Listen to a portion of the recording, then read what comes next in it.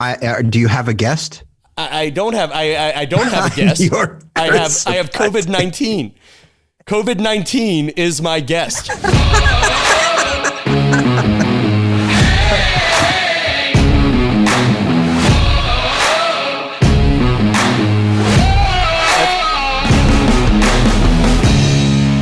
And that's exactly it. What's the point of getting COVID-19, Chris Abate of the Abate Entertainment Group, co-hosting with me today?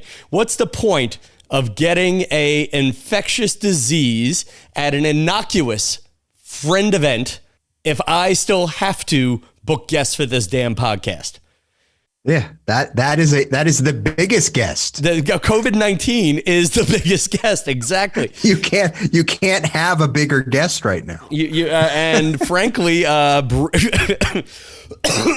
there you go. It is. If it's a labor to breathe, why do I have to go through the labor to book a guest? And to be clear, 3 different people have either turned me down or flaked on me. Actually, 4 or 5 if we count the people who just didn't answer. And I will remember this. I will remember this. But the scary part is, better than any of the guests I tried to book on the show, the ratings doubled on me saying I had COVID. Doubled. Oh, wow. Yes. There you go. So thank you, America, for caring. This is Tom Kelly officially suffering from COVID-19. I'm on day 9, I believe it is, or 8 of COVID-19 of my semi-quarantine. I want to thank everybody who listened to last week. Thanks to everybody who listened to me on Elvis Duran in the Morning Show. I have tried to make my pain useful. The story on how I got it: I went to a party with 9 people. I believe 7 of those people got it, some to varying symptoms than others. I seem to be among the worst who have gotten it. And the first 5 days were complete and utter hell. Only worse than having COVID-19 is wondering who I exposed to in my personal life of having COVID-19. And I used this phrase last week. I went to a party where all I got was great conversation and lively conversation and a nice piece of chocolate cake. There were no single women. There was no chance of me scoring at this party.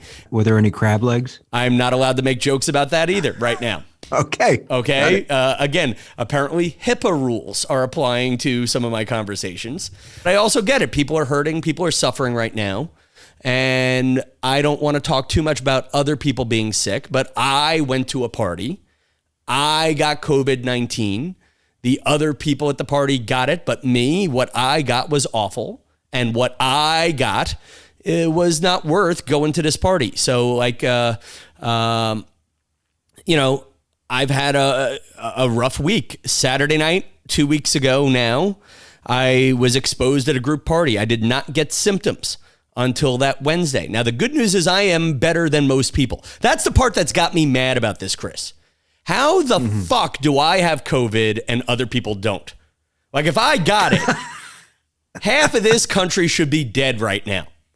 I look around, Chris, I have comedian friends who are performing 5 nights a week at underground shows that are indoors. How the fuck are they alive? They don't even have health insurance. Thank you, Amazon. By the way, Amazon, hold on. This buzz, stay there, Chris. That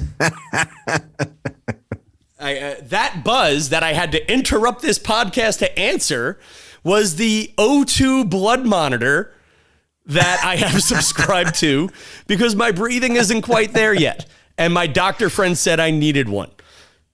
That has become my life. And I'll tell you, part of why I went to this party was, 1, I'm afraid there's another shutdown coming. 2, I'm afraid of becoming the 44-year-old virgin who has no friends except for his own parents. And becoming that crazy guy. You have me, Tom. Yeah, but you're trying to get off Facebook, and we'll talk about that in segment 2. And you have COVID. COVID is your friend now. COVID is my lifelong buddy. And I'm afraid of becoming that guy who still has COVID in 8 months, because those people are annoying. Mm-hmm.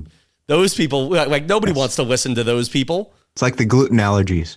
Yeah, honestly, I have first of all, gluten people are annoying to begin with. And the fact that I could become the guy who is allergic to gluten because I got COVID, nobody's going to want to listen to me. All right.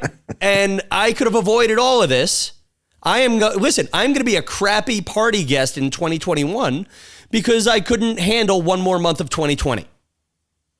You know, and I'm giving you the schedule here. Saturday night, exposed. So now I went out on Sunday, just a little bit. Went out a little bit Monday and Tuesday. I was at my parents' house on Wednesday. And that's when my symptoms manifested. And apparently that's the day I might have been most infectious, depending on who you talk to. There weren't any contact tracing calls or anything like that up in those for first 3 days? I don't know who knew what, and I'm not asking because I think the hunt for patient zero and the hunt for mistakes could lead to the loss of friendships, and I don't want that. And frankly, you know, I want to own my own drama. I am half Sicilian. My grandmother and I predicted death and tragedy at her own funeral, and we were correct. My grandmother at one point predicted there would be a tragedy at her funeral. I was obsessed with that prediction, and we watched someone drop a baby. Okay? It came true. By the way, if you want to see what a family is made of, you drop a fucking baby. It was the medicated side of the family versus the unmedicated side of the family. That is a side story. I have my instincts, and my instinct said, you don't have to go to this party. And I went to this party. Okay? Okay. End of speech. I have exposed my parents, who have been supportive yet annoying as fuck during this. This is the thing, people. When someone is sick, and I don't often ask for stuff. In fact, I would argue my whole fucking career is because I don't ask for stuff. I let things bottle up. I let things fester. People do not listen to me unless I grab a microphone and yell at a crowd of 10,000 people, or if I talk on a podcast. But if I say going to get a COVID test will make me feel better, even if you are smarter than Dr. Fauci, get the test to make me feel better. End of speech. In the middle of me being sick, I'm dealing with all the reasons I go to therapy. You know, and by the way, when I tried to call my therapist for an extra session, apparently she doesn't do weekends. So, you know, but I actually called for, things were so bad that I actually needed emotional therapy more than a trip to the ER. On my list of things to talk about today is, folks, I am looking for a new emergency contact. If you would like to be my emergency contact, please email us, TomKellyShow@me.com, and tell us why you would be a great emergency contact. Right now, I don't even know if it works. So let me see if this works right now. Right now, I would say people have stressed me out so much. I need an emergency contact who will, one, be calm and strong when I'm shitting my pants, and two, will pull the plug at the first sign of me suffering. And that's why you're not it, Chris. You don't have the balls to pull the plug. No, I can't do that. No, you would keep me on life support. I'd keep you going as long as I could. Yeah, and you're not even getting anything out of this. You know, and that's the problem. And that's the other one too. When I'm picking an emergency contact, it's probably going to be someone who benefits if I die. So that way there's incentive to pull the plug, but not too much incentive. You know, so my emergency contact, we'll see if this works. My emergency contact is... We're here to help you make more happen for less today and every day. Our store is currently open today until 9 p.m.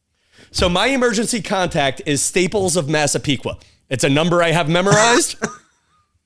516-799-9516. God forbid I really take the spill from here and going forward. That is what the emergency room nurse is going to hear. All I can think of right now is the Staples commercial with the back to school. You know, it's the most wonderful time where the guy's dropping the pencils into the carriage. Woo! Somebody in aisle 3 at Staples. Somebody in the business machines section. That's what it's going to be. This is what it's going to be. Because I used to work at Staples with our friend Mike McGarrigle. This is what it's going to be to be working at Staples one day if this Rona takes a bad turn. Whoever the manager is, when I was there, it was Tom Schneid. What a great name for a manager. Tom Schneid, the manager of Massapequa Staples, store 146. I could just picture the poor cashier who answers, sir, we've got a Lenox Hill Hospital on the line. Apparently, Tom Kelly has named this store as his emergency contact.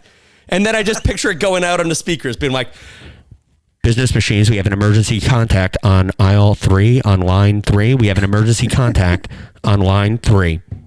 That's going to be how I go, people. That's going to be how I go. I used to at one point make my emergency contact one girl I went on one Tinder date with, because I thought if I really kicked the bucket, how great and confusing would that be? There was another girl who I wanted to, but that would have been in the stalker zone. I got to make up a name here. We will call her Elaine Rubinowitz. How about that for a sexy name? But Elaine Rubinowitz, or my ex Holly, who I've mentioned a few times on this. The problem is Holly's in Canada. That's an international call. We don't want to burden the hospital with that. So correct. Elaine Rubinowitz, my crush from the year 2012, was going to be my emergency contact. Very nice. Yeah. So that's it. So if you would like to be my emergency contact, email us at TomKellyShow@me.com, or better yet, maybe I'll put it on the Instagram. Check the social media. Listen, and while I'm pushing the social media, you know the things that make me happy. Later in the show, we're going to do the magic mirror, and we're going to read your ratings that you left on Apple Podcasts. I don't know if that helps the ratings, but it makes me feel good. Okay? I may put something up on the Instagram that might work. But why should you be my emergency contact? What qualifies you to be the one who gets the call? I cannot wait for the responses to this. You know what's even sadder is? Not getting the call. You know what? And I've had a lot of, and I guess now is a good time to thank the friends who have poured out with emotions. Listen, my own parents have been very, very supportive. My brother has been great. My extended family has been great with texts. I just got a text from our friend Jay Nog. Actually, our friend, your old roommate, and my old roommate, Chris Delenick, has been delightful during this. Because I'm actually at the point, before I make you all feel bad, and here's my rundown. I'm on day 8 here. I was exposed 2 weeks ago tonight. Did not get symptoms until Wednesday. So that's 4 days later. So that's Sunday, Monday, Tuesday, Wednesday. So that's 4 days later. I got symptoms that night. And then that's when I just had fevers and awful nightmares. Fevers and awful nightmares at night. Fevers so I've heard bad. that a lot, actually, the nightmare thing. I always have them. Really? That's a COVID symptom? I've heard that from a bunch of people that I know that have actually. Yeah, my nightmare has been Trump is refusing to concede the election. But no, you know what I had? I remember the first nightmare. The first nightmare when I didn't even know if I was really sick was because I'm doing so much work via Zoom. I just had this feeling that I was on Zoom and there was an audience of 70 people watching me in every room. Like, it was icky. I did not feel good. I had nightmares again on Thursday night. Less nightmares on Friday. Saturday had diarrhea. And then on Sunday, I lost my sense of smell for only a few hours. And actually, I probably lost my sense of smell on Friday too. But I really knew I lost it on Sunday. I have had my sense of taste the whole damn time. My breathing, I think you can see it or hear it in my voice now. It's a little bit labored. But it gets worse. I have friends who have gone to the emergency room for this. I have friends who have been, not from this party, but I have friends who have been intubated. But that's at the beginning of this. And I would argue now, here we are, day 14 since exposure, day 10 since the show, since I started getting this. I only just started getting bored yesterday. Thanksgiving was spent alone, and I thoroughly enjoyed every minute of not being around people. Got a couple of nice calls. Actually, Chris Delenick, very funny one. The kid calls me at 5 o'clock. He was like a little too long in talking to me. I'm like, geez, he really wants to talk to me for 40 minutes on Thanksgiving with his family watching on FaceTime. Then I hung up the phone and I get a buzz at the door. It was a delivery. He ordered me a Thanksgiving dinner. Wow. And had it shipped because Nice he knew job, Chris. Yeah, that is a baller move, Chris Delenick. Baller move. Baller move, Chris Delenick. And it had all the fixins, the trimmings from Talia's Steakhouse. And anyway, baller move. Thank you, Chris Delenick. I've been watching the TV show The Crown. If any of you get COVID-19, I suggest The Crown. The Crown is exactly where I have been mentally. I'm on hour 33 of watching it since, I guess, a week ago. I feel like I work at Buckingham Palace. The way I describe The Crown is, if you liked Game of Thrones, but were scared by the dragons, this is the show for you. It is all the pomp and circumstance with none of the special effects. You know, it's Game of Thrones without the dragons, but all the British accents. I could tell, but you know, the nice thing about having a co-host on this podcast is you can see when their eyes glaze over, and that's when you move on to the next topic. There you go, Tom. There you go. See, that's why I'm doing this. That's why I'm doing this. Even with COVID, you still have it. This show, save your life and cancel Christmas. Actually, that's the funny one. Is I don't know. You ready for that one, Chris? I don't know what kind of a Christmas I want to have or holidays I want to have. I was thinking of converting to Judaism, but that's actually 8 nights together, so that's not more productive. And that's coming up too. Is it coming up sooner rather? Yeah. See, there you go. Now, next thing you know, our Jewish friends are all going to be sick first. You know what? Watch the Jews, folks. Watch our Jewish friends. There you go. Let our Jewish, if they get sick, cancel Christmas. Folks, befriend a Jew. That's what we're saying. That's not necessarily the note I wanted to end this segment on. But on our next segment, I have a bone to pick with Chris Abate. Oh, boy. In the meantime, you know what? We'll take a quick break here. And you know what? Yeah, we'll do that. We'll take a quick break, and there you go.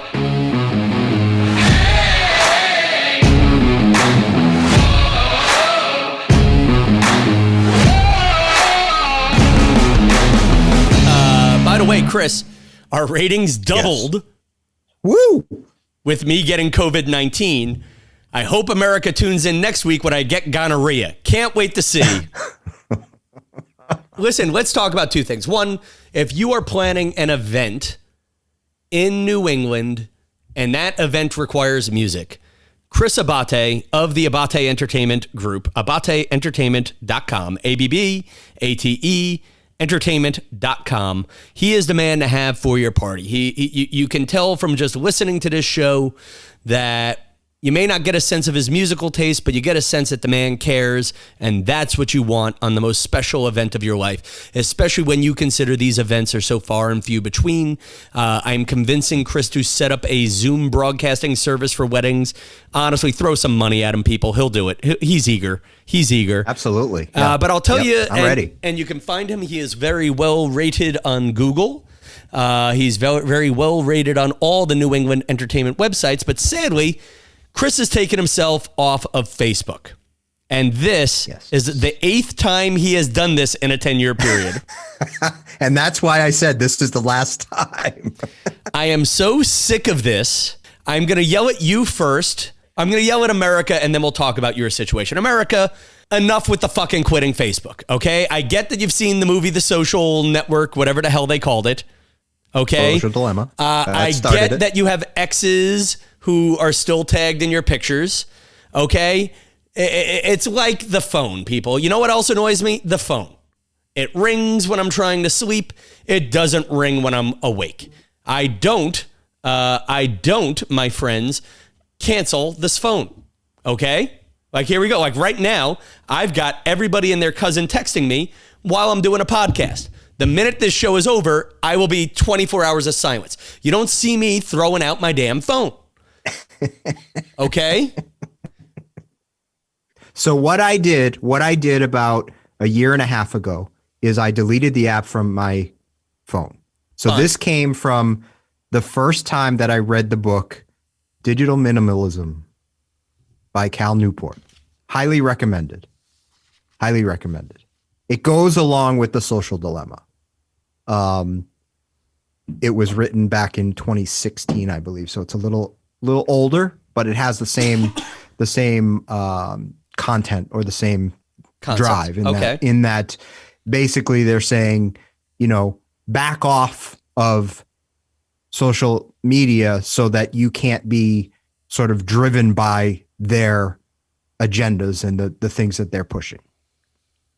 So I deleted the app from my phone. So I, from now on, can only get to Facebook and Instagram from my computer. I think there you go. I think that's a good middle ground. Yes. And explains a lot of unanswered messages, but okay.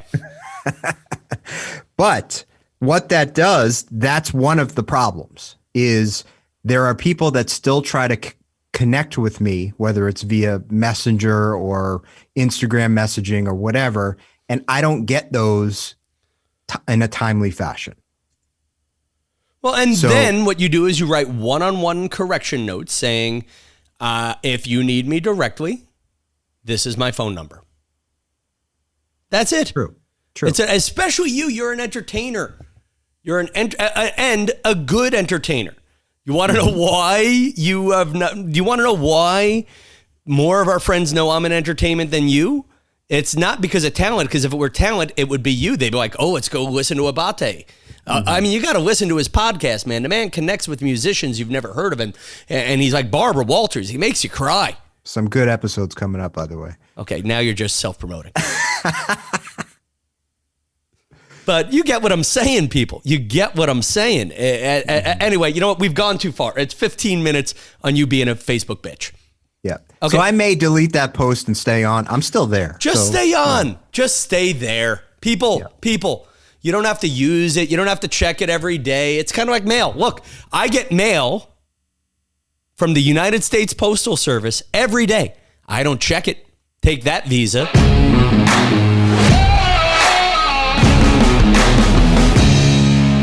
So Chris is now apologizing for my eyes glazing over during him talking about social networking. I think I owe Chris an apology for this, or maybe we'll figure out. You can have an opinion on your podcast, and I'll have an opinion on mine. I think that's going to be our relationship. I think my next episode of my podcast, I'll be reviewing this podcast. So we'll just go back and forth. No, but I think it's funny. I have been very inspired by a podcast by a guy, Tim Dillon, who's apparently a Long Island comic I never met. He came up after. So I think he came up after I came up, and is way more successful than I am. My nephew Nico turned me on to him, and I think I've accidentally channeled him a little too much on today's show. Instead of being sweet, inspirational Tom, I've been angry, yelling Tom. So I apologize, America, but I'm very, again, I have not seen another human being for 8 days. Yes, you have the right to yell. I apologize. In fact, and instead, I want to share the gratitude. Listen, I know this, it's COVID aside. You remember the old days when we started this 5 episodes ago and I was whiny just because my career wasn't where I wanted it to be? How am I going to get listeners? Remember 5 episodes ago when I was just sad that the right girl wouldn't date me? Those were the days. Those were the days. So I do want to thank the friends who have gone out of their way to make this experience fun and interactive. That's the one thing I do miss about performing, is interacting with people. And if you ever have a shot to share one of these episodes, please do. I especially think the one I did last week with Mike McGarrigle was especially poignant and useful.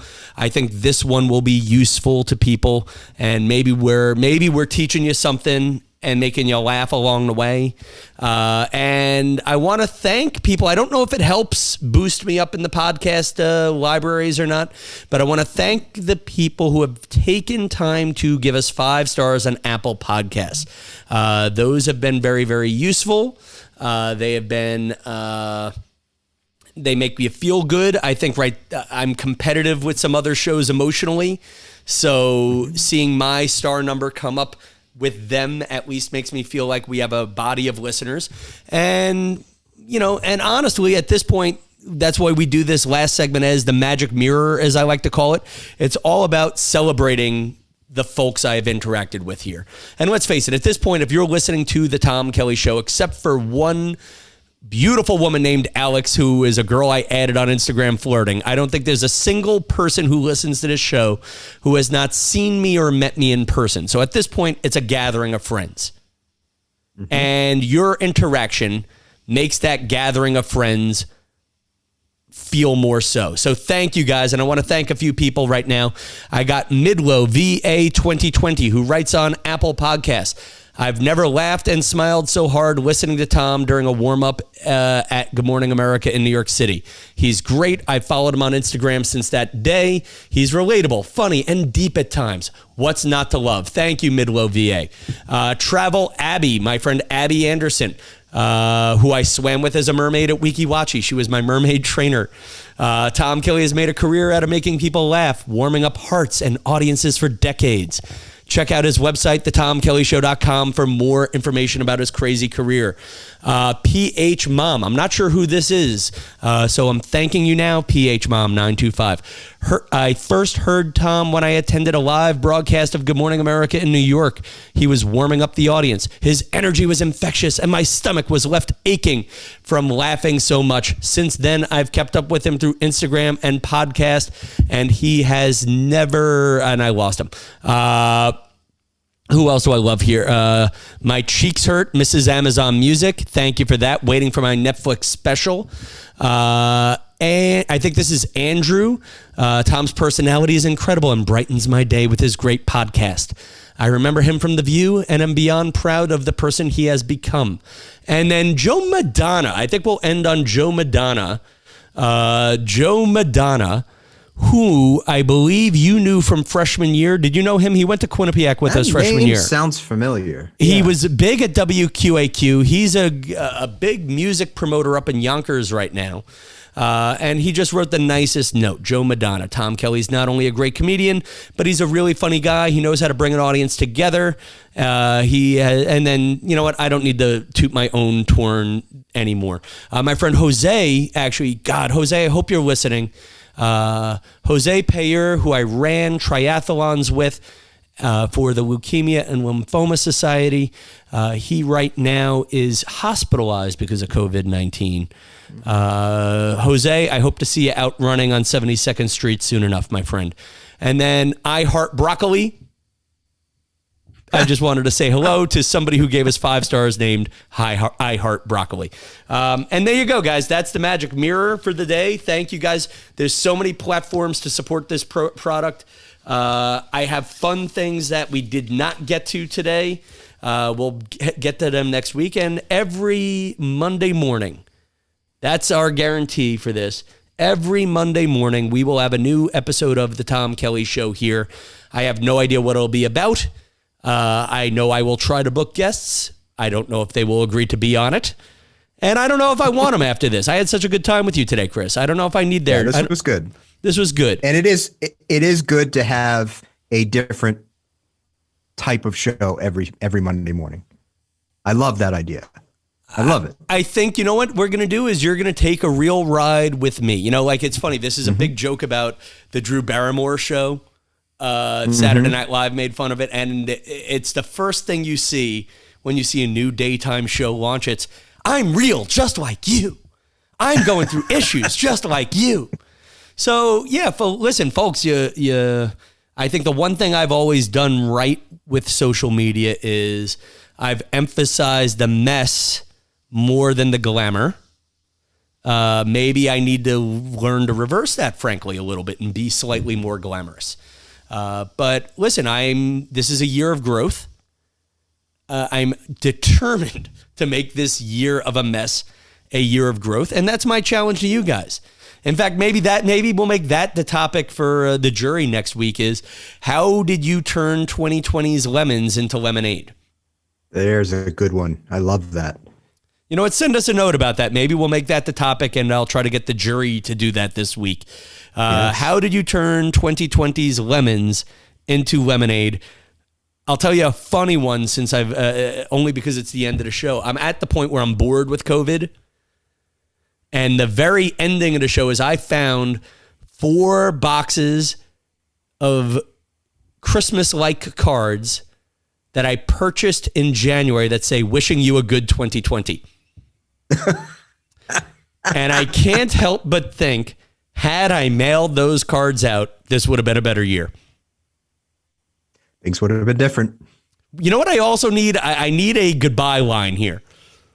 I do need I used to say goodnight Hamden when I did the late night show at Quinnipiac. Then when I did my podcast with my friends in Astoria, Queens, I would say goodnight Astoria.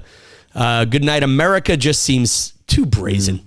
But good night. Good night, COVID. Good night, COVID.